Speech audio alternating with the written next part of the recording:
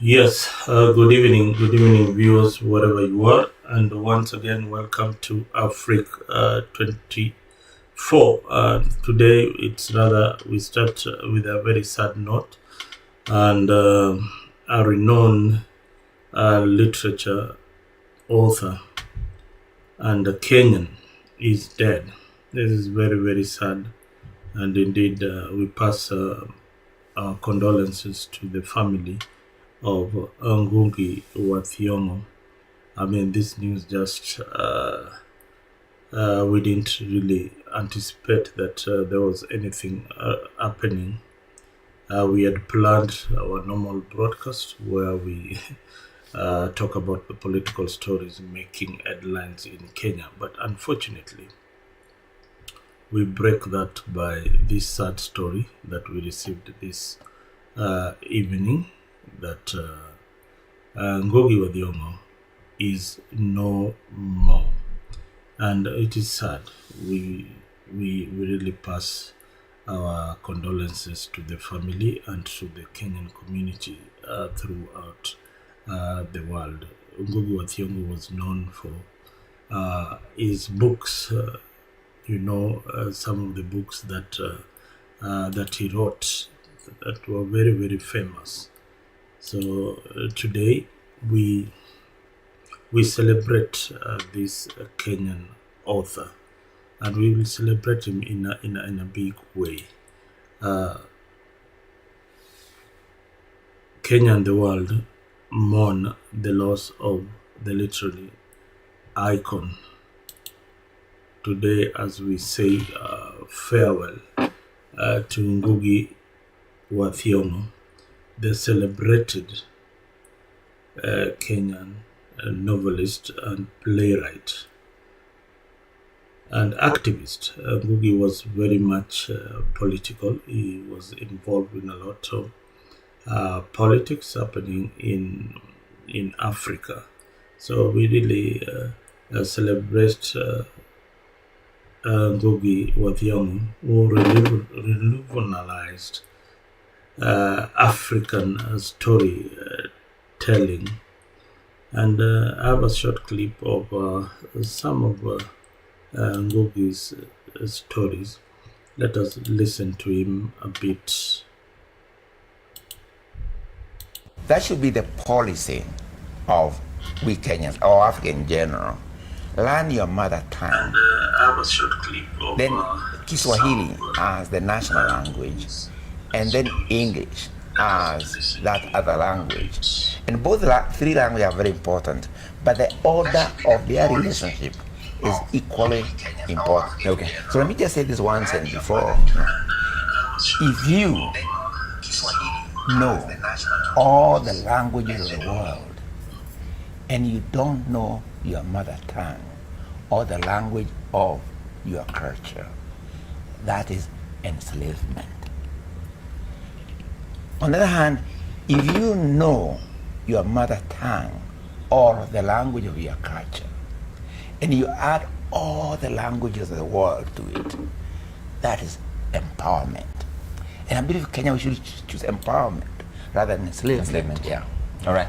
Nĩ rũthiomi rũrĩa rũkoretwo rũkũrĩire harĩ tuge mathiũrũrũkĩre macio maigua, koguo na rĩu twĩkĩrĩnyaga rũthiomi rũu nĩ rwa Gĩkũyũ, na ndacokera rĩngĩ Gĩkũyũ, ũcoke wongere Gĩthweri, ũcoke wongere Gĩthũngũ, ũcio nĩ kwĩyongera hinya. No wate Gĩkũyũ nĩ ta mũtĩ, again njuge professor, nĩ atĩ mũtĩ wate ũkorwo wĩna mahũa no ũkorwo ndũrĩ na mĩri nĩ ũrĩhoha. We are able to honor you, Ngugi, from the houses of friends around the world. Many thanks to all of you here with us. Yes, you listen to Ngugi wa Thiong'o, some of his work. He really emphasized on mother tongue, and so many people read Ngugi wa Thiong'o's books, and he spoke fluent Kikuyu and very fluent English. Although I have no data of Ngugi wa Thiong'o speaking Swahili, His legacy is undeniable for his groundbreaking novel, A Grain of Wheat, to his fierce advocacy for African languages. Ngugi's work is known throughout the world. It challenged colonial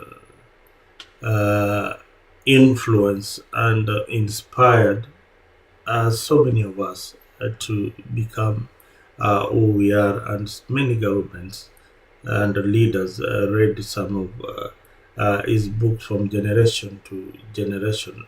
So Ngugi has left a mark in the world, and especially as an author, known for his sharp critique of corruption, which most countries in Africa, and especially where we come from, under neo-colonialism, oppression. Some of those things you can read them on Ngugi's books. Ngugi passed away at the age of 87. He was 87 years old, so God really gave him some bonus there. Some of us, we don't really know whether we will reach that age, but we pray that God can allow us to see those days. Tributes from his works are coming from all over the world, and pouring in from leaders, from other scholars, from Nigeria, from Ghana. Tributes are pouring in from across the globe. Many Kenyan scholars are calling in for his work to be recognized at the highest level nationally.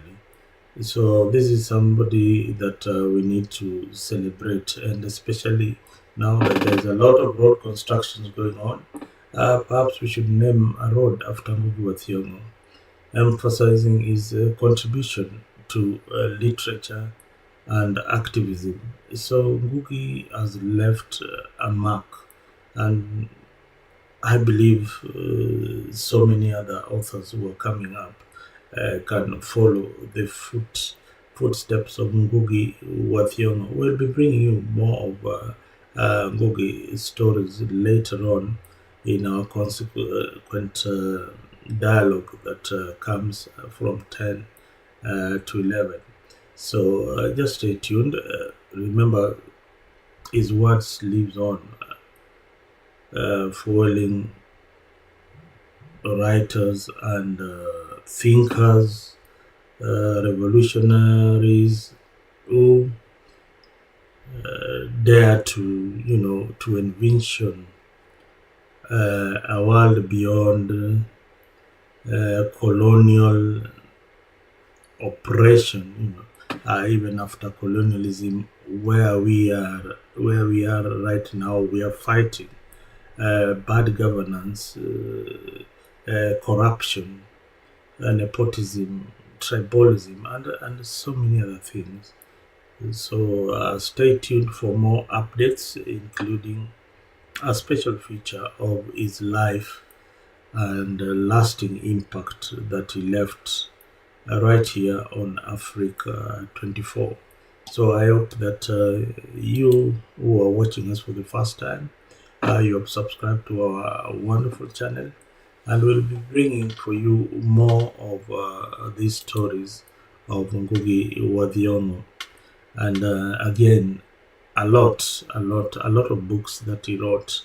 Some of them I've put them up there so that you can go to Amazon, order some of his works if you have not read or come across any of Ngugi wa Thiong'o's books. I remember that some of his books were literally being studied for in high school, and he leaves quite a rich legacy of of his work, and that is the most important thing that come across when we, talk about this great man who has suddenly left us. He was such an inspiration to many, many, many, many people, and we looked up to him. And again, he was also very, very controversial. So, apart from being who he was in literature, he was a very controversial figure. So, Ngugi leaves a mark that we will celebrate for many coming years. And I hope that his family, there is somebody out there who will actually follow Ngugi wa Thiong'o's legacy. Rest in peace till we meet again. I have been your host, kama kawaida, Mzalendo, and please make sure that you subscribe, you like, and definitely we are going to bring you more news. Plus, we are following up other news about the kidnapping of Kuimburi. Yeah, I hope I pronounced his name well. Kuimburi, the MP for Juja. There's a lot of controversy that is going on about his kidnap. So we'll be having a bit of that also. Kuimburi's kidnap. We hope that the government will come to closure so that we can know who really kidnapped Koimburi, Mr. Ndungu George Koimburi, who was found in a coffee plantation in somewhere in where? In Kiambu. They say Kenya Kwanza leaders who are allied to President William Ruto are saying that the MP actually kidnapped himself. Some of these stories are very interesting. That a leader can decide that, okay, today I'm going to kidnap myself to avoid arrest or to gain sympathy vote. Sympathy from his constituents. I don't know why this is happening in our country, Kenya. It is sad that we have to watch all these things happening, all this kind of drama happening, and we are left helpless because most of us are saying, if an MP can be kidnapped in a country where there is rule of law, so who are you back at home? Thank you for the viewers who are watching us on YouTube. Asante sana. Thank you very much for tuning on to Africa. We are sorry that we are breaking this news for you right now. To our viewers, if you're not subscribed to Africa, make sure that you do subscribe to our channel, and we'll be bringing for you a lot of these stories in our consequent bulletin that will follow after this. From 10 o'clock we normally have this wonderful political debates with panelists, and then we wind up on Friday with me and Brother Ben to analyze the politics the way they are happening. I've been talking to so many people around, and today, I remember we had a prayer meeting by the president at Safari Park Hotel. These prayer meetings have been happening ever since. I don't know, ever since we started Mali Party Democracy, there's prayer kila siku. And I hope you people are realizing that some changes or some developments. But the president said that tumsamee kama alikukosea, mumsamee. So we hope that they will reach out and make up with one Rigathi Gachagua, who is now a pain in William Ruto's government. Gachagua has occupied the space that Raila Odinga used to occupy, and he is indeed the man of the moment, the person who is putting the government on toes. And I mean, that is what we voted for. We wanted somebody out there who can critique the government in a positive way, so that we can realize development in a faster way, so that if there is corruption, there is somebody who can call out the government that indeed that there is something that is going on in your government that is not right. So when you have a second eye or a third eye, the fourth estate also plays a very important role. Although sometimes I feel that they've been a letdown to the Kenyan people. There is a lot of investigative journalism that they need to do on some of these issues that just pass. They go, they go unnoticed. But if they were really keen on what is going on, especially with the executive and what is going down in the county government and in the Senate too. There's also a lot of corruption happening in the Senate. We don't know how these governors are getting scot-free. Some of them have got allocations of billions and millions of shillings to disasters management fund. In a whole year, there have not been disaster in your county. Where are you taking the money? No governor comes out in public to address the media and tell them, okay, this is what Machakos County is doing. For instance, we have been allocated this amount of money. So much is going for the construction of hospitals and all that. So we have allocated that. We will be seeing the progress in a few months or a few years that our level 5 hospital is up.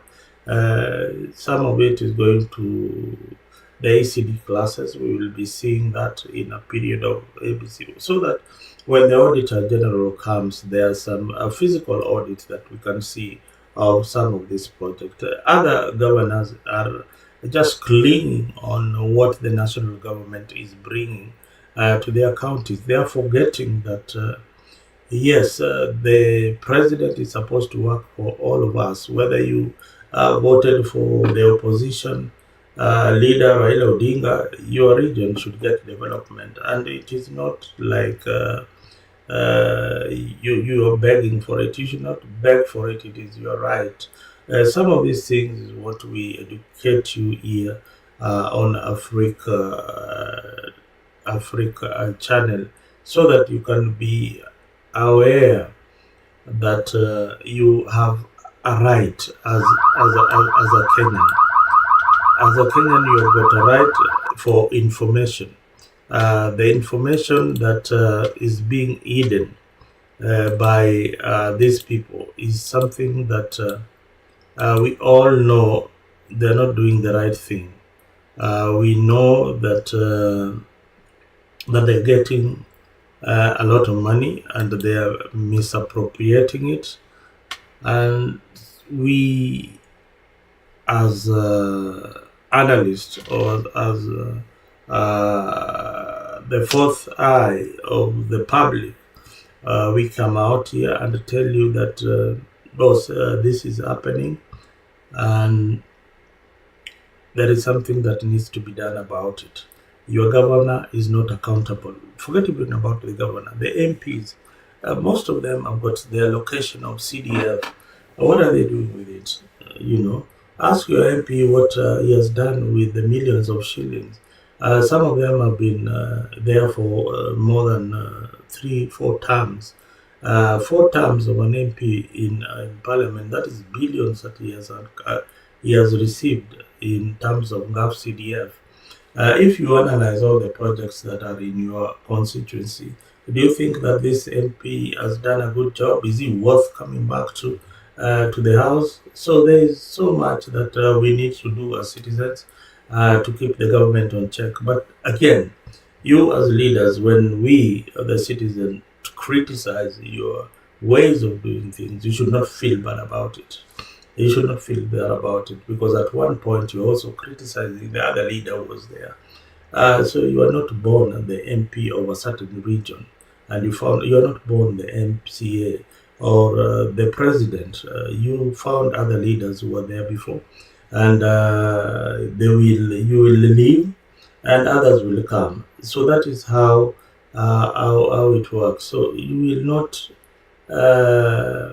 bully us into submission to say that you should not critique the government. The government will be criticized. For example, those who voted for UDL or supported UDA in the last general elections, like myself, we feel that they have veered off the rails on many issues. William Ruto said that there will be no abduction, no killings, but he's off the rails. We are seeing an MP who has been abducted. He said in national televisions that the young people who are abducted have since gone back to their homes, but yet when we look deep down, you find that some of them are still missing to date. Some of them are still missing, but parents really fear they can't come out. They really fear the kind of torture they might get if they come out strongly and say that, my son is still missing. But I think this is high time that if you loved your children so much and they're still missing, you should come out and ask the questions. Ask the questions. Ask where these people are. Yeah, ask where these people are. I read, you saw a video of the torture of the activists from Uganda. Forget about even what happened to Ngugi. Both of them, it was unfortunate that, governments in Africa have gone so low to just imagine to torture victim in such a manner. The lady narrated how she was tortured, and I felt so sad. Yani kama hukukuwa na huruma ama kusikia uchungu when that lady was narrating how she was tortured. Really? But wewe una utu. That lady was really tortured badly, and I felt so bad. I felt so bad that in this society, there are people who can torture somebody, especially a woman, and you're a man putting something. Gosh, man, I don't want even to say that on here. It is sad. And that lady is strong. You look at her and then you just admire that. There's some people who have got character that is unique. That is unique, and we celebrate every activist who is standing with Tundu Lucy, the Ugandan opposition leader who is now facing treason. There's also one, Kizza Besigye, who is also on trial in Uganda. In Kenya, luckily, they have not put somebody behind bars, but I see from what leaders are talking about, these ones who are angry in power, especially the MPs who are now joined the broad-based government, they really want Gachagua arrested.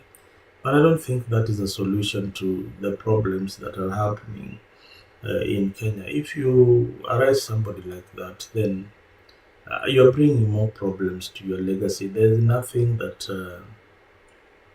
Gachagua can do apart from what he talks about each and every other moment. But I want us to know. I want to know what really happened to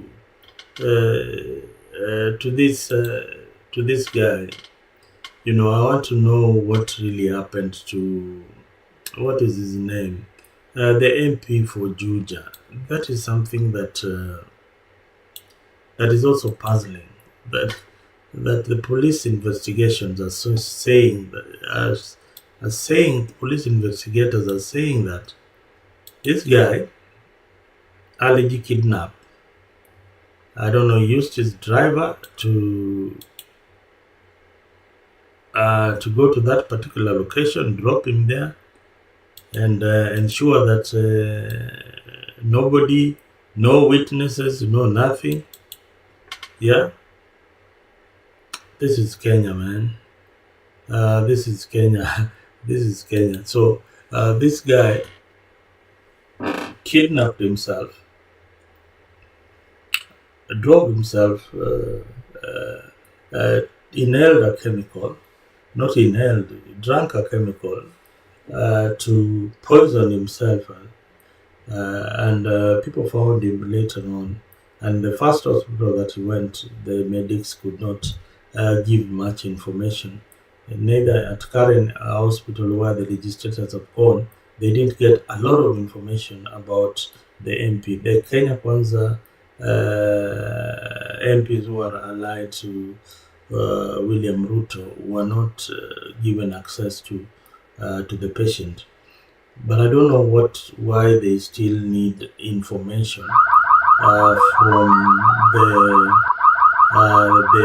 MP. They can call him. They can call him and find out whether he's doing well or not.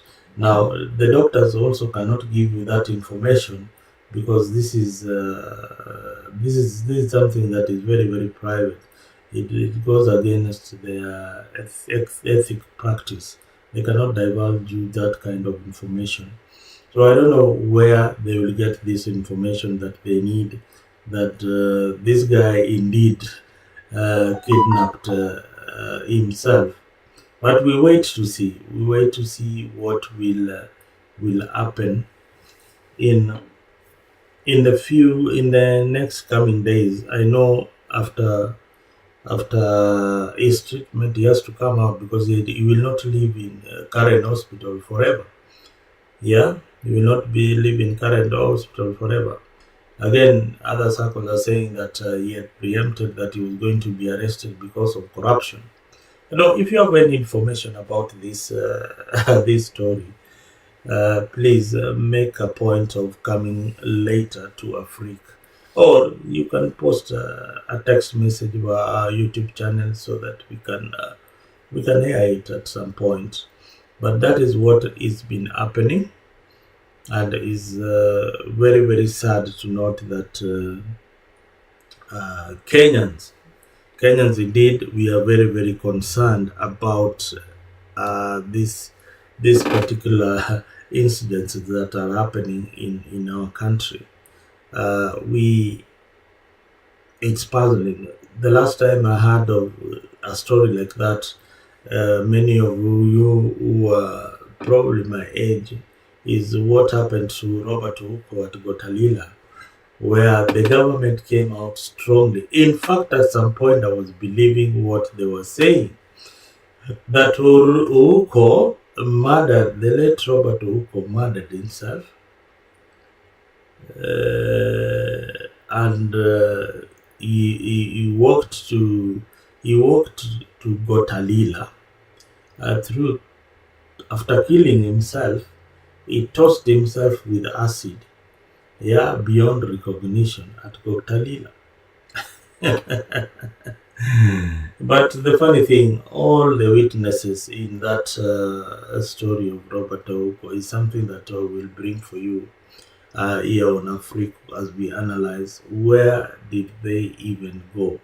Then later on, consequently, witnesses were disappearing one by one. But the people who were implicated in that death, people like Biwott, are nowhere. They are dead also. People like Moi, who was a tyrant, is no more. He is 6 feet under, and probably they have met with Ouko up there. They're asking each other questions. So why? Kwa nini uliniua bana? I don't know. Please, African leaders, this leadership is not a matter of life and death. And leaders, you don't really have to be there permanently to serve the people. You serve if you feel that, if the constituents feel that you've not done a good job, give them an opportunity to elect somebody else who can deliver for them the promises that they wanted. Mhm. So you must deliver for the people. And with this space, the internet, I know in the next few months we'll be seeing a lot of legislation around media and content creation, because I think social media has really opened up and bringing stories that people didn't know. Although some of the content could be false, and I feel that that should be regulated. That should be regulated by the media council. But freedom of expression, freedom of movement, freedom of association is in our constitution, and we really fought for this. So we can't allow this regime just to kill it like that. So they have to know that these spaces will always be there, and even if even if they even if they don't even if they don't acknowledge uh, that the world is changing, then it will change them. It will change them. Itawabadilisha. You'll be forced to change. You'll be forced to change. I remember there were days in my country where we used to use those typewriters.